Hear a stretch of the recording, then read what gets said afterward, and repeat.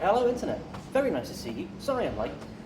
What's on the Rack is very late this week because the delivery was very late. We didn't actually have everything until late on Thursday. I'm recording this on Saturday. It will go up on Sunday. So yeah, very late by our standards, but hey, we're here. And I wanted to do this even late because it's an exceptionally good rack this week. It's a double rack, of course, because it's last week's rack also. And I didn't want you to miss anything. So we're going to go rack by rack, line by line, if you like. And so we've got Action Comics and Arkham City, both continuing, both brilliant actually at the moment.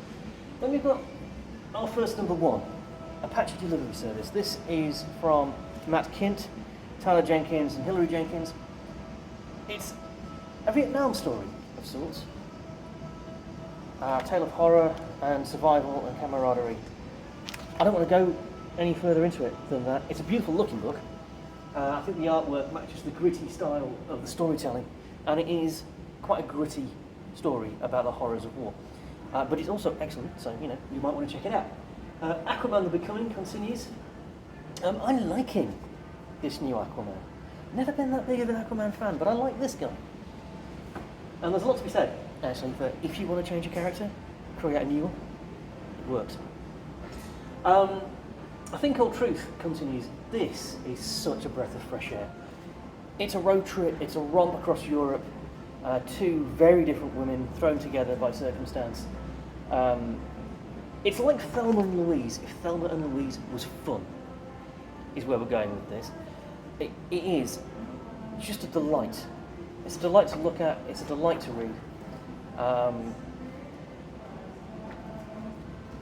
It's just, I love it. I absolutely love it. It really is for me right up there with Crowded, and if you know me, you know that is very high praise indeed. It's got that similar sort of vibe. It's a very different book than Crowded, but it's got that sort of vibe. Basilisk continues, that continues to be great. The second part of the new story arc in Batman continues, and Black Widow continues. Quite a jarring change of art style on the interior art this month. I don't know whether this is a one-off or whether this is permanent. I'm rather liking the change, but I do miss the old style. And of course, Black Widow's covers continue to just be ridiculously good. Adam Hughes is, to my way of thinking, probably the best cover artist in the business. Moving on, we've got the second part of Bookhead, which is a conspiracy theory style book. It's a much grittier book and a much more serious book than the art style would suggest. There's a real sense of menace in the storytelling. And I've been really enjoying it. Buffy the Vampire Slayer, We Are the Slayer storyline continues. And then we've got Fire Lies in Blood, which is a brilliant piece of work. It's a good looking book. And this is the story about the importance of truth, I think. Our central character used to be a journalist, quite a crusading journalist, for a newspaper in a big city. A global event happened, and the economy crashed, the newspaper went out of business. She went off to be a private eye, using her investigative reporter skills to continue to seek out the truth, a truth that nobody really cares about anymore. Her old friend, the newspaper editor, tried to keep news and journalism going, and was reduced to literally trying to hand out free newspapers in the street because nobody wanted them. People didn't care about the truth. Then he's murdered. That's not a spoiler, that's before the start of the book. And our central character now feels the need to find the truth about her friend's killing and see if there's justice to be had. It's a compelling story. It's compellingly told. It's beautifully illustrated, and I can't recommend it highly enough. It's another winner from Aftershock. They do keep churning them out. Captain Marvel continues. Captain America and Iron Man continue. The Tales of Alexandra from Critical Role, they also continue. Crush and Lobo comes to an end with issue 8. Daisy, which has been a pick of the week, hits issue 2. That's a strangely creepy and compelling story as well, to be honest. I rather like it. Moving down, Darkhold continues. Darkhold Omega, I believe that's the last episode. Lost me words there for a second. Dark Knights of Steel the fantasy version of the DC universe continues. Again, this is a beautiful, beautiful looking book. I mean, the artwork, gorgeous. Also, the storytelling is good, so that's a good thing. DC versus Vampires also continues. It's issue 3. This is a stupid, fun book. It's the dumbest, funnest read I've had for a while. Matthew Rosenberg, James Tynion IV. It's just brilliantly bonkers. I adore it. The Death of Doctor Strange, it's issue 4. Deathstroke Inc., it's issue 4. Aquaman and Green Arrow, still going after a deep target. That hits issue 3. 2 issues of Detective hit the rack this week because it's sort of going weekly for a bit. We've wrapped up Detective Fierce Day in Detective Comics 1046 and starting The Shadows of the Bat, which is a weekly storytelling experience, shall we call it, running in Detective Comics. That starts with issue 1047. It's a very good jumping on point if you've been thinking about getting into tech, but you haven't read it before. Echolands continues. Jim Mahfood's Girl Scouts continues. Mahfood is very much a Marmite creator. I really like his stuff. I think I've said before that if Americans did Tank Girl, it would probably be like this. Harley Quinn, it's issue 10. I'm liking this Harley Quinn one as well. The artwork, again, is really good, and I'm enjoying that they've doubled down on the relationship between Harley and Ivy. They really are making that a thing now, having backed off from it earlier. So that's good, I approve. Devil's Reign from Marvel, it's issue 2. Elektra Black, White and Blood. Issue 1 hits, using that whole black, white and red gimmick, but this time for Elektra. This is quite a promising start, actually, for this little mini-series. Firefly continues, hitting issue 35. We've got more Flash. Frontiersman, which has been a really interesting alternative superhero story. It's issue 4, and I'm liking it very much. Interesting art, interesting environmental themes, interesting themes of heroism, and everything comes with a wraparound cover, which I really rather like. Moving on down, Hellboy, Boys of Giants, it's issue 3, Hellcop, it's issue 3, as does The Human Target. Let's look at that. Look at it. This is such an awesome, awesome book. Tom King, Greg Smallwood, what a combination they turned out to be. Also in the Hellboy universe, written by Mike Mignola but not illustrated by him, the first part of The Sword of Hyperborea hits the racks this week. Inferno, it's issue 4 from Jonathan Hickman. Hickman obviously now going to be stepping back from the X books, so a bit of an end of an era going on here. Joker Puzzle Box carries on. We've got New Justice League, also New Justice League Infinity and Justice League Incarnate, just in case you didn't think there was enough Justice League. Magic the Gathering continues. I'm a bit old for Magic, but I'm very much enjoying the comics. The cards passed me by, I'm afraid, but very much enjoying the comic. The Marvels continues. A very surreal issue 1 in the shape of Monkey Man. Again, very distinctive art style, which I very much enjoyed. Very surreal storytelling, which, if I'm honest, I'm going to need to read a bit more before I know whether I'm enjoying it or not, because right now, kind of didn't understand it. But moving on.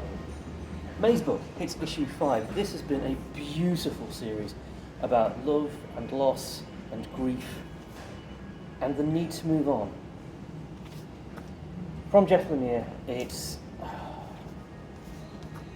been an outstanding and genuinely deeply moving read. And I don't say this lightly, it's one of the best things by Jeff Lemire I've ever read, and that is a ridiculously high bar. Then we've got Nita Hoare's Nightmare blog continuing as she goes up against a possessed blues singer. Truly horrific storytelling. It's a glorious, glorious companion piece to Philadelphia. You don't need to have read Philadelphia to understand the blog. They're in the same world, but the stories do not cross over. Back after a fairly long hiatus, Nocterra comes back with the Blacktop Bill special. If you've been reading Nocterra, you know who that is. This is the origin story for the villain in the Nocterra universe. Aubrey Sitterson, Fika Oslo, Rachel Avila and Taylor Esposito's No One Left to Fight 2 hits issue 4. It's been every bit as much of a ride as the first run of this was. I can't recommend it highly enough. It's big dumb fun with the emphasis on fun. Then we've got Once and Future, we've got Ordinary God. Mirka Andolfo's Red Sonja run continues. This has been a revelation. I can't remember when I've enjoyed Red Sonja more. And given that Red Sonja used to be written by Gail Simone, from me, that is a big thing to say.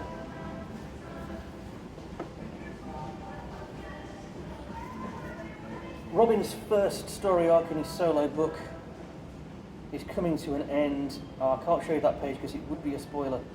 There is a beautiful conversation between Damien and the ghost of Alfred, if you like. Damien has been imagining what Alfred would say at various points through this story. And there's a wonderful conversation where, with the help of his memories of Alfred, he comes to a realization about what the thing that made Batman Batman actually was. And it helps him here in the storyline, and it's beautifully done. It refers back visually to Batman Year One, and it's just a stunning bit of flashback storytelling. You need to have a look, basically, is what I'm saying. Serial. It's issue 9.